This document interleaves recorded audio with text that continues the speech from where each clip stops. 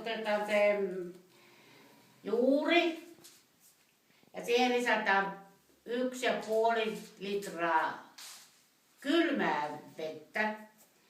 Ja sitten siihen pannaan ne jauhot ja sekoitetaan.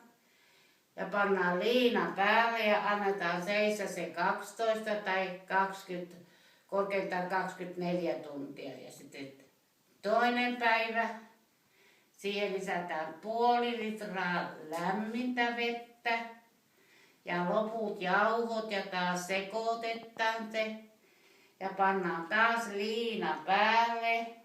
Ja annetaan seistä se sitten siellä sen. Mitä se pitää seistä? No, 2 tuntia. Ja sitten se jaetaan vaikka 4 osaa ja sitten jauhotetaan pöytään ja siitä vaivataan se limppu tai pitkä ja pannaan vuokaan ja taas liina alle 8 tunniksi nousemaan.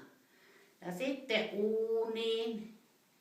Ja uuni pitää olla 175 astetta ja 1,5 tuntia siellä uunissa.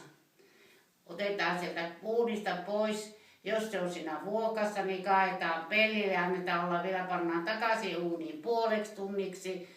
Ja sitten pois ja liina päälle. Ja sieltä se sitten muuta kuin leikataan ja syödään.